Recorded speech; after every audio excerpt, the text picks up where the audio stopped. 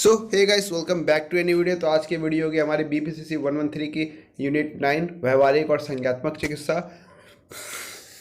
तो संज्ञात्मक चिकित्सा हम लोग कई बार पढ़ा है, अभी हम लोग चलो स्टार्ट करते हैं। व्यवहारिक संशोधन।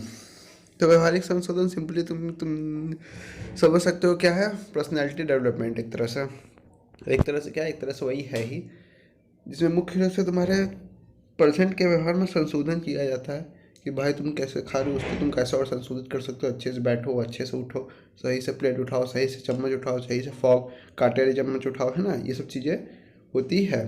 तो और बोलने के तरीके में हो सकती है, पढ़ने के तरीके में हो सकती है, समझने के तरीके में हो सकती है, बात करने के तरीके में हो सकती है, हर फील्ड में होती है व्यवहार में। तो सीखना जीवन का अभिन्न अंग है। हम अपने दिन प्रतिदिन के अनुभव से बहुत कुछ सीखते हैं, दो बार लिख दिया है। क्योंकि हम चीज़ें सीखते हैं, उन चीज़ों को अनलर्न भी कर सकते हैं। व्यवहार परामर्श उपागम व्यवहार के विभिन्न बिंदुओं को सीखने और सीखने की इस धारणा पर आधारित है। इस हम उन व्यवहारों को प्राप्त करने और जारी रखने की प्रवृत्ति रखते हैं जो स्वीकृत, प्रबलित और पुरस्कृत है, जबकि व्यवहार जिसे स्वीकृत और अवांछित नहीं माना जाता गायब हो जाता है। मतलब वो भूल जाता है उस तरीके से बात करना, उस तरीके से करना। इस प्रकार व्यवहार व्यवहार दृष्टिकोण व्यवहार और वांछित परिवर्तन लाने के लिए इनाम, सुदृष्टिकरण और दंड के सिद्धांतों का उपयोग करता है। हालांकि यह दृष्टिकोण यांत्रिक प्रगति का था, जिसमें यह मान लिया गया था कि मानव व्यवहार केवल बाहरी उत्तेजनाओं द्वारा नियंत्रित होता है। मनुष्य इतना यांत्रिक नहीं है। चलो ठीक है, समझ गया। व्यवहार संशोधन परामर्श मनुष्य चिकित्सा का एक रूप है जो शास्त्रीय कंडीशन और ऑपरेटिव कंडीशन के सीखने के सिद्धांतों पर आधारित है। यह व्यवहार में सकारात्मक परिवर्तन लाने और वांछित व्यवहार को कम करने या समाप्त करने के लिए सीखने के सिद्धांतों को लागू करता है। सीखने के कई सारे सिद्धांत होते हैं, जिस पे हम लोग पहले भी पढ़ चुके हैं। व्यवहार क्या है हम लोग को ये भी पता है, व्यवहार क्या है।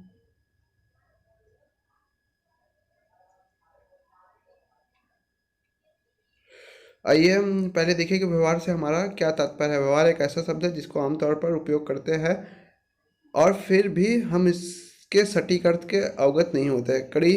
हम कड़ी मेहनत, दयालु, मिलनसार, कृत घन, स्वतंत्र और स्वार्थी आदि शब्दों का उपयोग करके व्यवहार के विषय में बात करते हैं। हालांकि अगर हम विश्लेषण करें तो ये शब्द उन विशिष्ट चीज़ों को संदर्भित नहीं करते हैं जो हम किसी व्यक्ति के नोट करते हैं। उदाहरण के लिए हम कहते हैं कि मेहनती या स्वार्थी। सामान्य तौर पर हम समझ सकते हैं कि स्वार्थी व्यवहार का क्या अर्थ है या नवर्त व्यवहार का क्या अर्थ है, लेकिन हम यह नहीं कह जानते कि व्यक्ति की घबराहट, उसके नाखून काटने या फीड गेटिंग या कमरे में गति करने को संदर्भित करती है। यह बहुत आवश्यक है कि व्यवहार के विषय में विशेष रूप से बात करें। अनिवार्य रूप से व्यवहार कुछ भी है जो एक व्यक्ति कहता है या करता है। व्यवहार संशोधन आमतौर पर व्यवहार के विषय में बहुत सटीक बात करते हैं। यह व्यवहार के उन विशेष पहलुओं पर ध्यान केंद्रित करने में सहायता करता है जिसे बदलने की आवश्यकता होती है, कि भाई तुम्हें क्या बदलना है, उस चीज़ के ऊपर तुम विशेष ध्यान करते हो। इस प्रकार व्यवहार का विश्लेषण होता है या तो कमी या व्यवहार में अधिकता जो समस्या का कारण बनती है और इसे संशोधित करने की आवश्यकता होती है। व्यवहारिक संशोधन क्या है अभी भी बताया। जो करंट व्यवहार है उसमें सुधार, उससे अच्छी चीज़ें सीखना या उससे अधिक चीज़ें को सीखने के लिए जो प्रोत्साहन मिले, आवश्यकता हो उसके लिए पुरस्कार मिले, वो चीज़ें सीखना और करंट व्यवहार को और अच्छा बनाना। इसी को बहुत लंबी चौड़ी। व्यवहारिक संशोधन के सिद्धांत क्या है। व्यवहारिक संशोधन सिद्धांत और प्रथाओं का उपयोग व्यक्तियों के नए वांछनीय व्यवहार विकसित करने की सहायता करने के लिए किया जाता है, जबकि उन व्यवहारों को समाप्त करते हैं जो उपयोगी नहीं है। उसको समाप्त कैसे करता है, ऐसा तो नहीं ना कोई डिलीट का बटन दबाता है डिलीट हो जाता है, नहीं। वो व्यवहार को धीरे धीरे, बुराई होती है उस चीज़ों का प्रयोग नहीं किया जाता तो वो धीरे धीरे भूलने की प्रकृति में होता है। सुदृष्टिकरण और दंड व्यवहारिक संशोधन का मुख्य सिद्धांत है। सुदृष्टिकरण और दंड दो मुख्य सिद्धांत है व्यवहारिक संशोधन के। सुदृष्टिकरण एक व्यवहार को मजबूत करता है, जबकि सजा एक व्यवहार को कमजोर करती है। दोनों सकारात्मक या नकारात्मक हो सकते हैं। सकारात्मक सुदृष्टिकरण एक सुखद उत्तेजना के रूप में पुरस्कार वांछित व्यवहार का वर्णन करता है, जबकि नकारात्मक सुदृष्टिकरण एक नकारात्मक उत्तेजना को हटाने के साथ पुरस्कार वांछनीय व्यवहार का वर्णन करता है। सकारात्मक सजा तब होती है जब अवांछनीय व्यवहार के परिणामस्वरूप एक नकारात्मक उत्तेजना जुड़ जाती है, जबकि नकारात्मक सजा तब होती है जब एक अवांछनीय व्यवहार के परिणामस्वरूप एक सुखद उत्तेजना को हटा दिया जाता है। लंबी चौड़ी कहानी है। सीधे सीधे भाई दंड और नकारात्मक सही समय पे अगर गलत व्यवहार के लिए दंड दोगे तो सही व्यवहार के लिए बढ़ावा मिलेगा, जब सही व्यवहार के लिए दंड दोगे तो बहुत प्रॉब्लम हो सकती है। ऐसा लिखा नहीं था, गलत बात बोल रहा है। व्यवहारिक संशोधन में सम्मिलित प्रक्रिया एक व्यवहारिक संशोधन का लक्ष्य हमेशा व्यवहार का बदलाव लाना होता है, या बदलाव लाना होता है। परिवर्तन के संदर्भ में हो सकता है एक नया विकसित व्यवहार, अच्छा व्यवहार, जो बात करने का तरीका, कुछ भी खाने का तरीका, पीने का तरीका, उठने का तरीका, बैठने का तरीका, कुछ भी हो सकता है। किसी व्यवहार को बढ़ाना या मजबूत करना, मतलब वो व्यवहार तुम बार बार करना भूल जाते हो और गलत व्यवहार कर देते हो, उस चीज़ को बढ़ाना और मजबूत करना, और उसके बार बार प्रयासों से वो मजबूत होता है। किसी विशेष दर या घटना के पैटर्न पर व्यवहार बनाए रखना, ऐसा नहीं तुम्हारा व्यवहार टूट गया और तुम अलग तरीके का व्यवहार करने लग गए। तो इस तरह चीज़ के भी कि झटके से कोई काम बोल देना, उसमें व्यवहार को चेक करना कि तुम्हारा व्यवहार बदल रहा है, व्यवहार में कमी या परिवर्तन। ठीक है।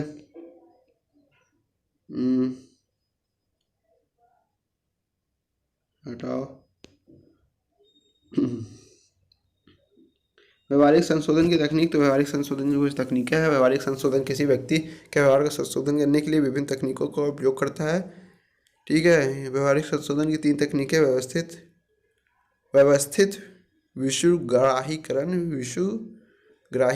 प्रतिकूल कंडीशनिंग और सांकेतिक अर्थव्यवस्था है। क्रमबद्ध विषुग्राहीकरण एक व्यवहारिक संशोधन अभ्यास है जिसका उपयोग भय या अवांछनीय भावनाओं को खत्म करने के लिए किया जाता है। यह एक विश्वास प्रतिक्रिया के साथ उत्तेजना घटना को उत्तेजित करने वाली दुश्चिंता को जोड़ने के शास्त्रीय कंडीशन सिद्धांतों पर आधारित है। विश्राम तकनीकों पर ध्यान केंद्रित करते हुए भय उत्पादक उत्तेजनाओं के संपर्क में अंततः भय प्रेरक उत्तेजनाओं की ओर आ जाता है। इसके परिणामस्वरूप भय के बजाय विश्राम पर प्रक्रिया होती है। यह धारणा यह है कि विश्राम और दुश्चिंता एक साथ नहीं चल सकते। अगर हम विश्राम में जाते हैं तो दुश्चिंता को जाना ही होगा। ठीक है। एक व्यक्ति को सार्वजनिक बोलने के अनुभव से धीरे धीरे उजागर करने के लिए परिवार या दोस्तों के एक छोटे समूह के सामने बोलना पहला कदम हो सकता है। वह व्यक्ति धीरे धीरे अजनबियों और सहयोगियों के एक बड़े समूह के सामने बोलने का काम करता है। तो इसमें कई चरण होते हैं। चरण 1 दुश्चिंता पदानुक्रमण का निर्माण, जिसमें सम्मेलन के 2 हफ्ते पहले बढ़ाना, ये विश्राम में प्रशिक्षण में विश्राम होना चाहिए। विश्राम में प्रशिक्षण मतलब जब वो आराम करे तो उसमें भी जिसको धीरे धीरे श्वासन, ध्यान, प्राणायाम आदि सम्मिलित है, जिसमें वो अपने उन विषय मतलब जो क्या कर रहा है, परीक्षण उसे मिला है, वो उस चीज़ों को सीखे, समझे और उस पर विश्वास करे। विश्राम अवस्था के दौरान दुश्चिंता भड़काने वाली वस्तु को प्रस्तुत करना। अंतिम चरण में दुश्चिंता भड़काने वाली वस्तु को पदानुक्रमण को एक करके प्रस्तुत किया जाता है। जब क्लाइंट आराम की स्थिति में होता है, यह सबसे कम दुश्चिंता पैदा करने वाली उत्तेजना शुरू होकर उच्चतम दुश्चिंता पैदा करने वाली उत्तेजना तक होता है कि कैसे उसका व्यवहार में परिवर्तन देखा जा रहा है। प्रतिकूल कंडीशनिंग, प्रतिकूल उत्तेजना को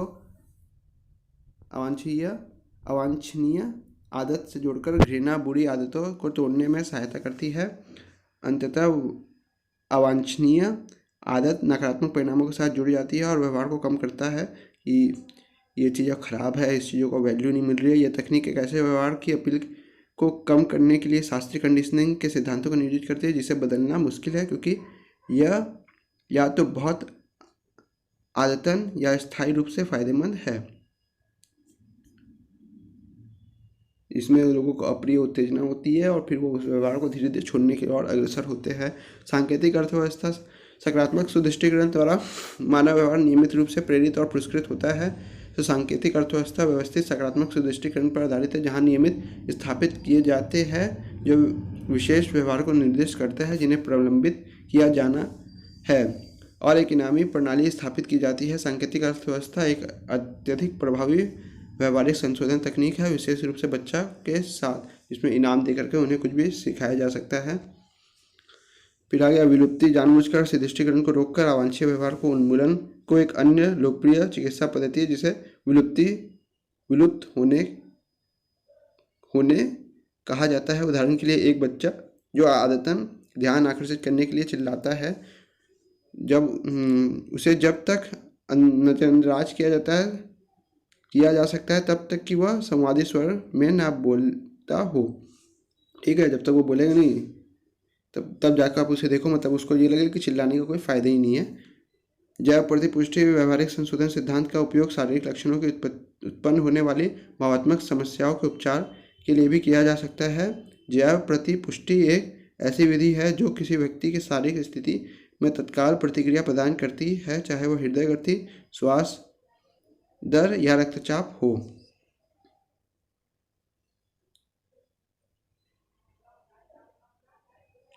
व्यवहारिक संशोधन की संभावनाएं और सीमाएं, कितनी संभावनाएं होती है और उसकी क्या क्या सीमाएं होती है। ठीक है, कहाँ से है। जब ठीक से लागू किया जाता है तो तकनीक बच्चों और वयस्कों और जानवरों के साथ भी काम करने में प्रभावी हो सकती है। वास्तव में इसका उपयोग किसी भी जीवित प्राणी और व्यवहार को बदलने के लिए किया जा सकता है। जैसे लोग सर्कस का ट्रेन करता है, वही सब तकनीकें होती हैं। उसके व्यवहार को क्या होता है, परिवर्तन हो रहा है। व्यवहारिक संशोधन का उपदेश क्लाइंटों और उनके व्यवहार का प्रभाव लेने में सक्षम बनाता है। मादक द्रव्य का सेवन परामर्शदाता उदाहरण के लिए अक्सर क्लाइंटों को अपने व्यवहार को स्वामित्व लेने और व्यवहारिक संशोधन तकनीकों का उपयोग करके उन्हें बदलने के लिए प्रोत्साहित करते हैं कि ये करोगे तो आपको ज़्यादा अच्छा लगेगा। अब आगे हम लोग कहाँ, संज्ञात्मक चिकित्सा पे। तो संज्ञात्मक चिकित्सा 1960 के दशक की शुरुआत में एरन ब्रेक ने की थी। संज्ञात्मक चिकित्सा की यही है कि जो आप सोच रहे हो किसी भी चीज़ विचार को, उसका मतलब संज्ञात्मक चिकित्सा का मुख्य बिंदु विचारों पर होता है। आपके करंट विचार आपके कैसे हैं और उस विचार को आप कैसे देख रहे हो। ठीक है, एरन ब्रेक द्वारा विकसित की गई थी। उन्होंने अवसाद के लिए मनसी चिकित्सा विकसित की जो अत्यधिक संचरित, अल्पकालिक और वर्तमान पर केंद्रित थी। मनसी चिकित्सा को वर्तमान समस्याओं से निपटने और निष्क्रिय व्यवहार और सोच प्रक्रिया को संशोधित करने के लिए विकसित किया गया था। हालांकि तब से संज्ञात्मक चिकित्सा को विभिन्न प्रकार की नैदानिक समस्याएं जैसे कि दुश्चिंता और भय, मादक द्रव्यों का सेवन, शिज़ोफ्रेनिया, जुनूनी बाध्यकारी विकार, अभिघातक तनाव विकार, स्वास्थ्य जुड़ी चिंता विकार, पुराने दर्द, ध्रुवीय विकार, क्रोनिक थकान सिंड्रोम के लिए सफलतापूर्वक अनुकूलित किया गया। खाने के विकार और जोड़ों और परिवार समूहों, मानसिक रोगियों, व्यक्तित्व विकार, बच्चों और युवाओं और वृद्ध लोगों के साथ काम करना है। संज्ञानात्मक चिकित्सा हस्तक्षेप एक सैद्धांतिक निर्माण, विश्वास और व्यवहार रणनीतियों पर आधारित है जो विशेष विकार की विशेषता और उदाहरण के लिए आतंक विकार के लिए संज्ञानात्मक व्यवहार चिकित्सा में रोगी के भयावह गलत व्यवहार, आमतौर पर जीवन और विवेक धमकी वाली गलत व्याख्या, भविष्यवाणियों, मानसिक संवेदनाएं होती है। मान लो संज्ञानात्मक मॉडल स्वचालित विचार जो अपने आप चलते रहते हैं, उन्हें रोगिया तेजी से स्वचालित रूप से अनैच्छिक रूप से दिमाग में आता है और स्थिति विशिष्ट होता है। मतलब किसी भी स्थिति के अनुसार कभी भी धमक सकता है कि ये चीज़ ऐसे हो सकती है, वो चीज़ गिर सकती है, वो चीज़ ऐसे दौड़ के आ सकती है, मैं मार सकती है, जो चीज़ हो ही नहीं सकती। इस भारी घटनाओं में ट्रिगर किया जा सकता है और आंतरिक घटनाएं, मैं उनका सम्मान खो दूंगा, ये वो हैंतन होती है। मूल मान्यता वे मूलभूत मान्यता है जो व्यक्तियों के अपने दूसरों और दुनिया के विषय में होती है। ठीक है, विभिन्न स्थितियों में प्रारंभिक सीखने के अनुभव व्यक्तित्व लक्षणों के प्रति आनुवंशिक प्रवृत्ति और महत्वपूर्ण दूसरों के साथ बातचीत के माध्यम से विश्वासों का निर्माण करती है कि वो हमारे बारे में ऐसा सोचता होगा, यह हम इस पर इतना भरोसा कर सकते हैं, ये वो कुछ मूल्य मान्यताएं होती है। संज्ञात्मक पूर्वाग्रह विकृतियाँ। नकारात्मक मूल विश्वास सक्रिय होने के बाद प्राप्त जानकारी को नकारात्मक पक्षपात तरीके से संसाधित किया जा सकता है। इन पूर्वाग्रह में संज्ञात्मक प्रवृत्तियों के रूप में कहा जा सकता है जो घटनाएं की व्याख्या इस तरह से प्रभावित से बताते हैं, मतलब हमने एक बार उसको बात करते हुए सुना था, तो हो सकता है वो इस मैटर पर ऐसा फैसला ले, दूसरे के बारे में ऐसा सोचना जो मूल विश्वास की सामग्री के अनुरूप है।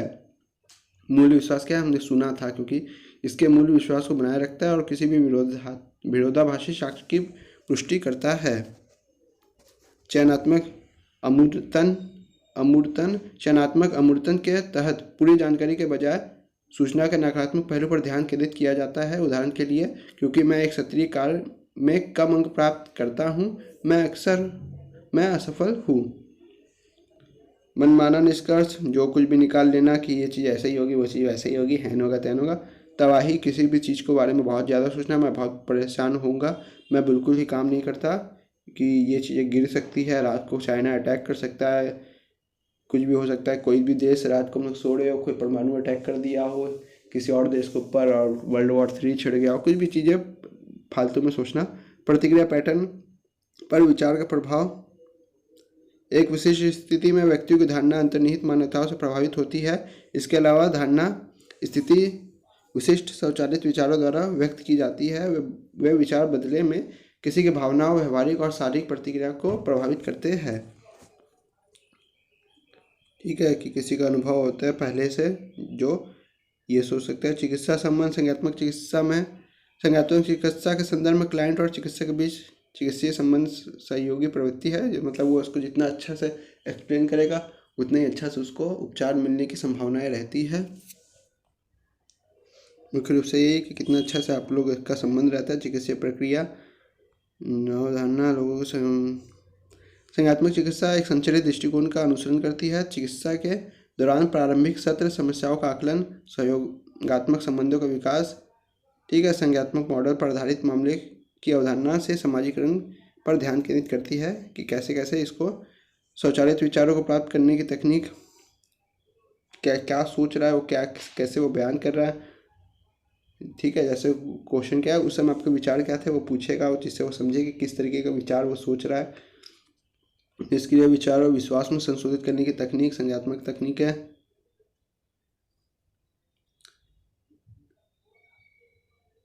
इन सबको आप पढ़ना, ज़्यादा से ज़्यादा, अच्छे से अच्छा, विकृतियों को लेबल करना। डिस्क्रिएटिविंग संज्ञात्मक व्यवहार चिकित्सा। संज्ञात्मक व्यवहार चिकित्सा का क्या सिद्धांत है?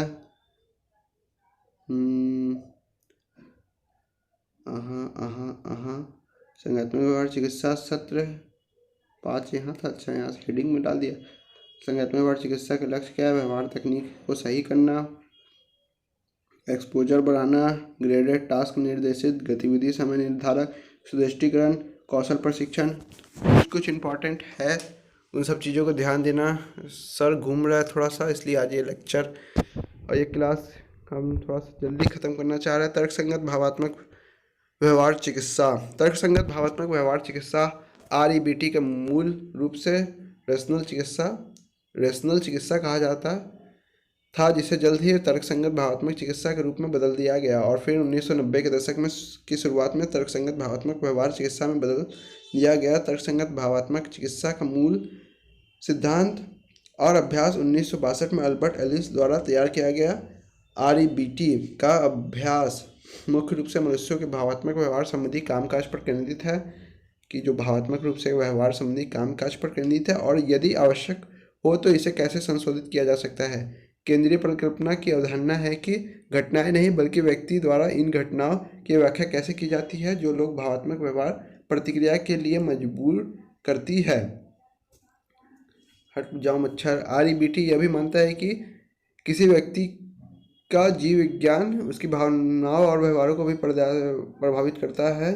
मतलब उसकी बॉडी जो जीव विज्ञान में होता है, उसके जीन्स उसके भावनाओं और व्यवहार को भी प्रभावित करता है, क्योंकि व्यक्तियों में कुछ निश्चित पैटर्न की घटनाओं पर प्रतिक्रिया करने की जन्मजात प्रवृत्ति होती है, जो जरूरी नहीं कि पर्यावरणीय कारकों से प्रभावित हो, जैसे अलग तरीके से एक जैसा मुंह बनाना परिवार वालों का, या एक जैसे तरीके से रिएक्ट करना, या एक जैसे शब्दों का प्रयोग करना। व्यक्तियों के विश्वास पैटर्न या प्रणाली को व्यक्तियों के जैविक विरासत के साथ साथ जीवन भर उसके जीने की प्रभावित माना जाता है।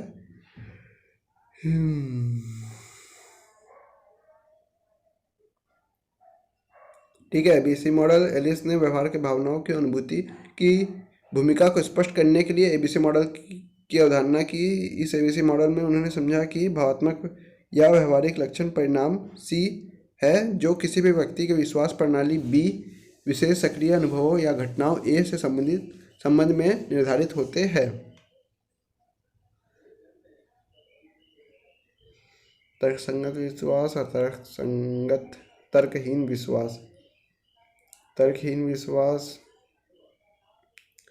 अरे मुझे एक सेकंड। तर्कसंगत विश्वास और व्यवहार को प्रभावी और संभावित रूप से उत्पादक के रूप में देखा जाता है, जबकि तर्कहीन विश्वास का परिणाम नाखुश और गैर उत्पादकता होता है और कई प्रकार की भावनात्मक समस्याओं को जन्म देता है और किसी व्यक्ति के जीवन के लक्ष्य और उद्देश्यों को प्राप्त करने के रास्ते में खड़ा होता है। तो क्या है तर्कहीन विश्वास? मुझे उन लोगों से प्यार और अनुमोद चाहिए जो मेरे लिए महत्वपूर्ण है, और मुझे किसी भी स्रोत से अस्वीकृति से बचना चाहिए। यह तुम्हारे लिए तर्कहीन विश्वास होना चाहिए, जिसमें कोई भी ऐसा कोई और प्रॉब्लम ना हो, तर्कहीन विश्वास हो आपका। एक व्यक्ति के रूप में सार्थक होने के लिए मुझे जो कुछ भी करना है उससे सफल होना चाहिए और कोई गलती नहीं करनी चाहिए। जो आप विश्वास तो रखते हो लेकिन आप कर नहीं पाते हो ऐसा। तर्कसंगत भावात्मक व्यवहार चिकित्सा के लक्ष्य, चिकित्सीय संबंध। आरबीटी तकनीकों में सहानुभूति, क्लाइंट की बिना शर्त स्वीकृति, चिकित्सीय संबंध को बढ़ाने के लिए प्रोत्साहन का उपयोग किया जाता है कि हमारा संबंध बढ़ाओ, हम पे विश्वास करो। उसकी स्वीकृति, चिकित्सीय संबंध को बढ़ाने के लिए प्रोत्साहन का उपयोग किया जाता है, मतलब उसे बढ़ावा दिया जाता है। चिकित्सक को यह भी सुनिश्चित करना होता है कि क्लाइंट चिकित्सीय प्रक्रिया के दौरान चिकित्सक पर निर्भर ना हो जाए। क्या आप बताओ, आपको क्या लगता है? चिकित्सीय प्रक्रिया, एक सेकंड, छोटा मत हो, इतना छोटा तो दिखता ही, ऊपर से और छोटा हो जा रहा है। तर्कसंगत भावात्मक चिकित्सा में प्रयुक्त तकनीक है संज्ञानात्मक तकनीक। तो वो सोच विचार से पूछना कि आप उस समय कैसा सोच रहे थे, आपको कैसा फ्रेम हो रहा था। पहला विवाद है, दूसरा है आत्मकथन का मुकाबला, तीसरा है रिफ्रेमिंग, फिर है भावात्मक तकनीक, समय प्रशिक्षण, फिर छोटा हो गए तुम। तर्कसंगत भावात्मक कल्पना, व्यवहार तकनीक, शर्म पर हमला करने वाले अभ्यास, विरोधाभासी व्यवहार, बिल्बियो चिकित्सा। हमें ये चैप्टर का सेकेंड वाला टॉपिक कुछ इम्पोर्टेंट था, संज्ञानात्मक चिकित्सा वाला। पहला टॉपिक भी कुछ खास इम्पोर्टेंट नहीं है, परिचय से आना होगा, इंट्रोडक्शन कुछ आ जाएगा, आना होगा तो। और थर्ड वाला चैप्टर टॉपिक भी बिल्कुल कुछ खास इम्पोर्टेंट नहीं है, आएगा तो इंट्रोडक्शन आएगा। और तर्कहीन और तर्कसंगत में अंतर हो सकता है, आना हो आ सकता जाए एग्ज़ाम पॉइंट ऑफ व्यू से। और हम लोग का वीडियो भी आराम से 24 मिनट का हो चुका है। तो जाते जाते हम आपको बस यही कहेंगे कि कमेंट बॉक्स आपका है, आप उसमें अपने सुझाव, कोई प्रॉब्लम या कोई क्वेरी हो तो बता देना। डिस्क्रिप्शन बॉक्स में मेरे लिंक्स दिए, आप मुझे डायरेक्टली मैसेज कर सकते हो। और होपफुली मेरा सर दर्द कल ठीक हो जाए और हम अच्छे से यूनिट 10 पढ़ा पाए। तो thank you for watching guys, मिलता है एक नेक्स्ट लेवल का नेक्स्ट वीडियो में। Tata bye bye. जाते जाते वीडियो को लाइक और चैनल को सब्सक्राइब करते जाना, जिससे कि यूनिट 10 आने में आपको कोई दिक्कत ना हो।